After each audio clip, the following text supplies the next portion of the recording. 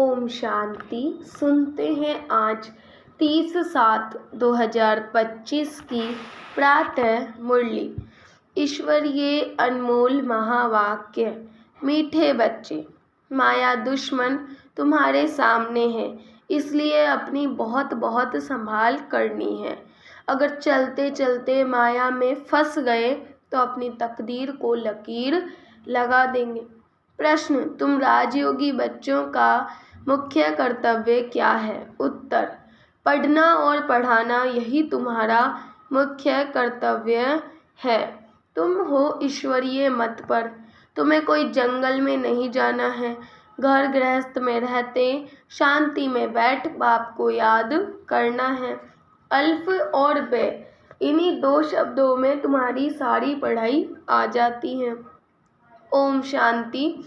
बाप भी ब्रह्मा द्वारा कह सकते हैं कि बच्चों गुड मॉर्निंग, परंतु फिर बच्चों को भी रेस्पॉन्ड देना पड़े। यहाँ है ही बाप और बच्चों का कनेक्शन। नए जो हैं जब तक पक्के हो जाए कुछ न कुछ पूछते रहेंगे। यह तो पढ़ाई है। भगवानुवाच भी लिखा है, भगवान है निराकार। यह बाबा अच्छी रीति पक्का कराते हैं, किसको भी समझाने के लिए, क्योंकि उस तरफ है माया का जोर। यहाँ तो वह बात नहीं है। बाप तो समझते हैं जिन्होंने कल पहले वर्षा लिया है वह आपे ही आ जाएंगे। वैसे नहीं कि फलाना चला न जाए इनको पकड़े, चला गया जाए तो चला जाए। यहाँ तो जीते जी मरने की बात है। बाप एडॉप्ट करते हैं, एडॉप्ट किया ही जाता है कुछ वर्षा देने के लिए। बच्चे माँ बाप के पास आते ही हैं वर्षे की लालच पर। साहूकार का बच्चा कभी गरीब के पास एडॉप्ट होगा क्या? इतना धन दौलत आदि सब छोड़ कैसे जाएंगे? एडॉप्ट करते हैं साहूकार। अभी तुम जानते हो बाबा हमको स्वर्ग की बादशाही देते हैं, क्यों न उनका बनेंगे। हर एक बात में लालच थोड़ी ही रहती है। जितना बहुत पढ़ेंगे उतनी बड़ी लालच होगी। तुम भी जानते हो बाप ने हमको एडॉप्ट किया है ये बेहद का वर्षा देने। बाप भी कहते हैं तुम सबको हम फिर से 5000 वर्ष पहले मुआफिक एडॉप्ट करते हैं। तुम भी कहते हो बाबा हम आपके हैं, 5000 वर्ष पहले भी आपके बने थे। तुम प्रैक्टिकल में कितने ब्रह्मा कुमार कुमारियाँ हो। प्रजापिता तो भी नामी ग्रामी हैं। जब तक शूद्र से ब्राह्मण न बने तो देवता बन न सके। तुम बच्चों की बुद्धि में अब यह चक्र फिरता रहता है। हम शूद्र बने थे, अभी ब्राह्मण बने हैं, फिर देवता बनना है। सतयुग में हम राज्य करेंगे तो इस पुरानी दुनिया का विनाश जरूर होना है। पूरा निश्चय नहीं बैठता है तो फिर चले जाते हैं। कई कच्चे हैं जो गिर जाते हैं, यह भी ड्रामा में नोंद है। माया दुश्मन सामने खड़ी है तो वह फिर अपनी तरफ खींच लेती हैं। बाप घड़ी घड़ी पक्का कराते हैं माया में फंस नहीं पड़ना, नहीं तो अपनी तकदीर को लकीर लगा देंगे। बाप ही पूछ सकते हैं कि आगे कब मिले हो, और कोई को पूछने का अकल आएगा ही नहीं। बाप कहते हैं मुझे भी फिर से गीता सुनाना आना पड़े, आकर रावण की जेल से छुड़ाना पड़े। बेहद के बाप की बेहद की बात समझाते हैं। अभी रावण का राज्य है, पतित राज्य है जो आधा कल्प से शुरू हुआ है। रावण को 10 शीश दिखाते हैं, विष्णु को 4 भुजा दिखाते हैं। ऐसे कोई मनुष्य होता नहीं, यह तो प्रवृत्ति मार्ग दिखाया जाता है। यह है एम ऑब्जेक्ट, विष्णु द्वारा पालना। विष्णुपुरी को कृष्णपुरी भी कहते हैं। श्री कृष्ण को तो 2 बाहें ही दिखाएंगे ना। मनुष्य तो कुछ भी समझते नहीं हैं। बाप हर एक बात समझाते हैं, वह सब है भक्ति मार्ग। अभी तुमको ज्ञान है, तुम्हारी एम ऑब्जेक्ट ही है नर से नारायण बनने की। यह गीता पाठशाला है ही जीवन मुक्ति प्राप्त करने के लिए ब्राह्मण तो जरूर चाहिए। यह है रुद्र ज्ञान यज्ञ। शिव को भी रुद्र कहते हैं। अब बाप से पूछते हैं, ज्ञान यज्ञ कृष्ण का है या शिव का है? शिव को परमात्मा ही कहते हैं, शंकर को देवता कहते हैं। उन्होंने फिर शिव और शंकर को इकट्ठा कर दिया है। अब बाप कहते हैं, हमने इनमें प्रवेश किया है। तुम बच्चे कहते हो बाप दादा, वह कहते हैं शिव शंकर। ज्ञान सागर तो है ही एक। अभी तुम जानते हो ब्रह्मा से विष्णु बनते हैं ज्ञान से। चित्र भी बरोबर बनाते हैं। विष्णु की नाभि से ब्रह्मा निकला, इसका अर्थ भी कोई समझ नहीं सकते। ब्रह्मा को शास्त्र हाथ में दिए हैं। अभी शास्त्रों का सार बाप बैठ सुनाते हैं या ब्रह्मा, यह भी मास्टर ज्ञान सागर बनते हैं। बाकी चित्र इतने ढेर बनाए हैं, वह कोई यथार्थ है नहीं। वह सब भक्ति मार्ग के मनुष्य कोई 8-10 भुजा वाले होते नहीं। यह तो सिर्फ प्रवृत्ति मार्ग दिखाया है। रावण का भी अर्थ बताया है।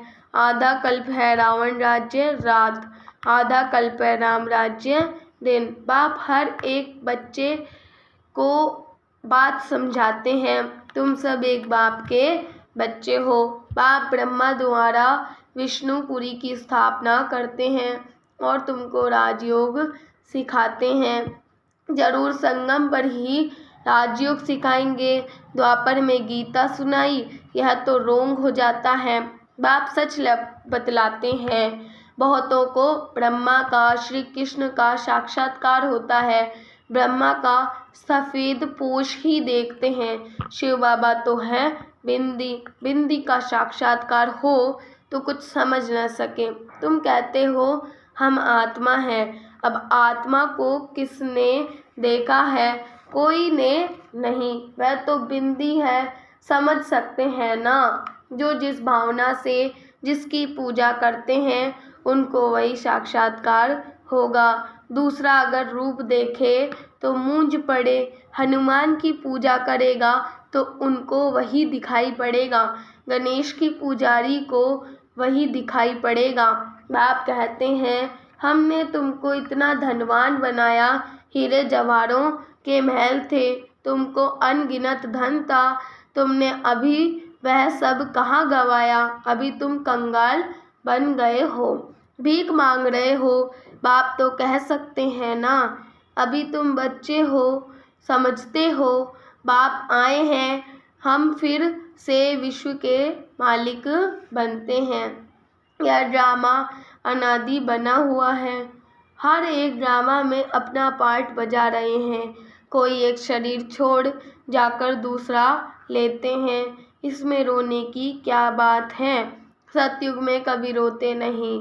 अभी तुम मोहजीत बन रहे हो। मोहजीत राजाएं या लक्ष्मी नारायण आदि है, वहाँ मोह होता नहीं। बाप अनेक प्रकार की बातें समझाते रहते हैं।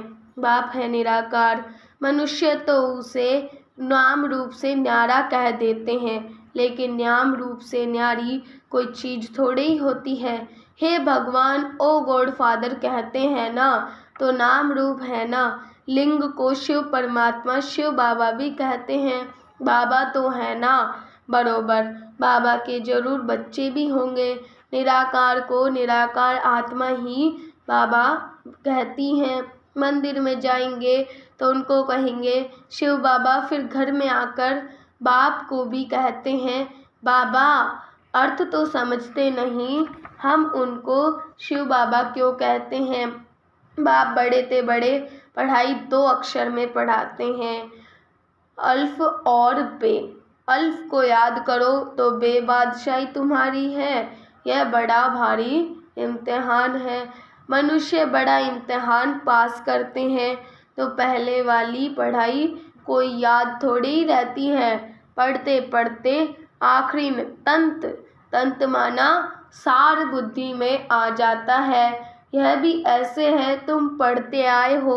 अंत में फिर बाप कहते हैं, मन मना भव, तो देह का अभिमान टूट जाएगा। यह मन मना भव की आदत पड़ी होगी तो पिछाड़ी में भी बाप और वर्षा याद रहेगा। मुख्य है ही यह कितना सहज है।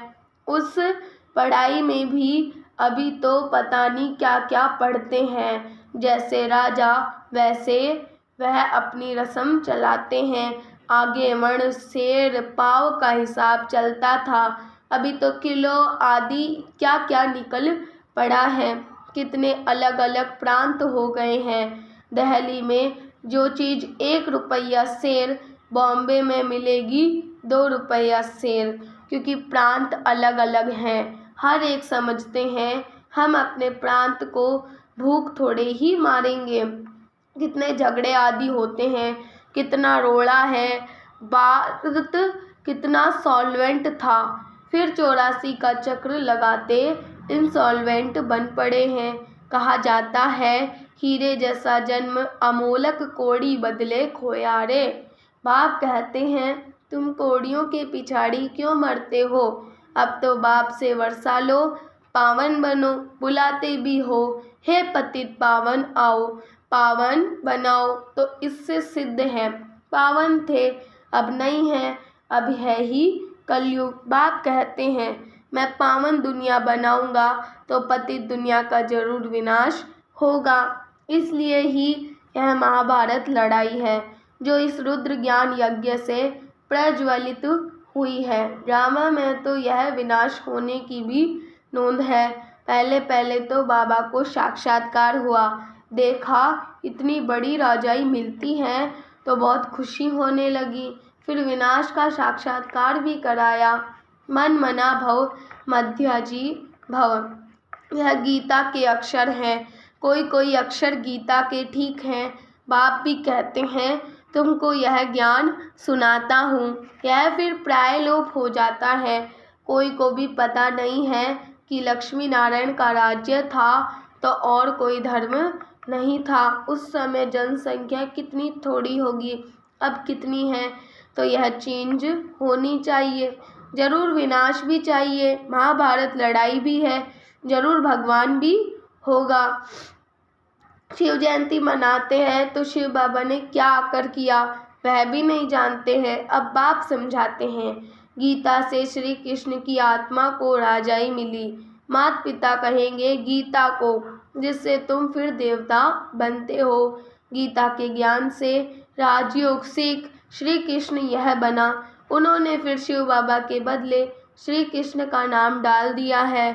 तो बाप समझाते हैं यह तो अपने अंदर पक्का निश्चय कर लो, कोई उल्टी सुल्टी बात सुनाकर तुम्हें गिरा न दे। बहुत बातें पूछते हैं, विकार बिगड़ सृष्टि कैसे चलेगी, यह कैसे होगा। अरे तुम खुद कहते हो वह वाइसलेस दुनिया थी, संपूर्ण निर्विकारी कहते हो ना, फिर विकार की बात कैसे हो सकती है। अब तुम जानते हो बेहद के बाप से बेहद की बादशाही मिलती है, तो ऐसे बाप को क्यों नहीं याद करेंगे। यह है ही अतीत दुनिया। कुंभ के मेले पर कितने लाखों जाते हैं। अब कहते हैं वहाँ एक नदी गुप्त है। अब नदी गुप्त हो सकती है क्या। यहाँ भी गौमुख बनाया है। कहते हैं गंगा यहाँ आती है। अरे गंगा अपना रास्ता लेकर समुद्र में जाएगी या तुम्हारे पास पहाड़ पर आएगी। भक्ति मार्ग में कितने धक्के हैं। ज्ञान भक्ति, फिर है वैराग्य। एक है हद का वैराग्य, दूसरा है बेहद का। सन्यासी घर बार छोड़ जंगल में रहते हैं, यहाँ तो वह बात नहीं। तुम बुद्धि से सारी पुरानी दुनिया का संन्यास करते हो। तुम राजयोगी बच्चों का मुख्य कर्तव्य है पढ़ना और पढ़ाना। अब राजयोग कोई जंगल में थोड़े ही सिखाया जाता है, यह स्कूल है, ब्रांचेज निकलती जाती हैं। तुम बच्चे राजयोग सीख रहे हो। शिव बाबा से पढ़े हुए अब ब्राह्मण ब्राह्मणियाँ सिखाते हैं। एक शिव बाबा थोड़े ही सबको बैठ पढ़ाएगा, सिखाएगा। तो यह हुई पांडव गवर्नमेंट। तुम हो ईश्वरीय मत पर। यहाँ तुम कितना शांति में बैठे हो। बाहर तो अनेक हंगामे हैं। बाप कहते हैं 5 विकारों का दान दो तो ग्रहण छूट जाएगा। मेरे बनो तो मैं तुम्हारी सब मनोकामनाएं पूरी कर दूंगा। तुम बच्चे जानते हो अभी हम सुख धाम में जाते हैं, दुख धाम को आग लगनी है। बच्चों ने विनाश का साक्षात्कार भी किया है। अब टाइम बहुत थोड़ा है, इसलिए याद की यात्रा में लग जाएंगे तो विक्रम विनाश होंगे और ऊंच पद पाएंगे। अच्छा मीठे मीठे सिक्के लदे बच्चों प्रति माता पिता बाप दादा का याद प्यार और गुड मॉर्निंग। रूहानी बाप की रूहानी बच्चों को नमस्ते। हम रूहानी बच्चों की रूहानी बाप दादा को याद प्यार गुड मॉर्निंग और नमस्ते बाबा नमस्ते। शुक्रिया बाबा शुक्रिया। वाह बाबा वाह। धारणा के लिए मुख्य सार। फर्स्ट पॉइंट, बाप के वर्षे का पूरा अधिकार लेने के लिए जीते जी मरना है, एडॉप्ट हो जाना है। कभी भी अपनी ऊंची तकदीर को लकीर नहीं लगानी है। दूसरा पॉइंट, कोई भी उल्टी सुल्टी बात सुनकर संशय में नहीं आना है। जरा भी निश्चय न हिले। इस दुखधाम को आग लगने वाली है, इसलिए इससे अपना बुद्धियोग निकाल लेना है।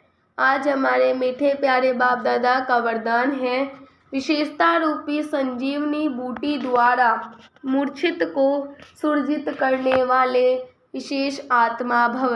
विशेषता रूपी संजीवनी बूटी द्वारा मूर्छित को सुरजित करने वाले विशेष आत्मा भव। हर आत्मा को श्रेष्ठ स्मृति की विशेषताओं की स्मृति रूपी संजीवनी बूटी खिलाओ तो वह मूर्छित से सुरजित हो जाएगी। विशेषताओं के स्वरूप का दर्शन उसके सामने रखो। दूसरों को स्मृति दिलाने से आप विशेष आत्मा बन ही जाएंगे। अगर आप किसी को कमजोरी सुनाएंगे तो वह छिपाएंगे, टाल देंगे। आप विशेषता सुनाओ तो स्वयं ही अपनी कमजोरी स्पष्ट अनुभव करेंगे। इसी संजीवनी बूटी से मूर्छित को सुरजित कर उड़ते चलो और उड़ाते चलो। आज हमारे मीठे प्यारे बाप दादा का स्लोगन है, नाम मान शान वे साधनों का संकल्प में भी त्याग ही महान त्याग है। नाम मान शान व साधनों का संकल्प में भी त्याग ही महान त्याग है। अव्यक्त इशारे। संकल्पों की शक्ति जमा करो, श्रेष्ठ सेवा के निमित्त बनो। निमित्त बने हुए बच्चों को विशेष अपने हर संकल्प के ऊपर अटेंशन देना चाहिए। जब आप निर्विकल्प निर्व्यर्थ संकल्प रहेंगे तब बुद्धि ठीक निर्णय करेगी। निर्णय ठीक है तो निवारण भी सहज कर लेंगे। निवारण करने के बजाय अगर आप ही कारण कहेंगे तो आपके पीछे वाले भी हर बात में कारण बताते रहेंगे। अच्छा हमारे मीठे प्यारे बाप दादा का स्वमान है, मैं विशेष आत्मा हूँ। अच्छा ओम शांति ओम शांति ओम शांति।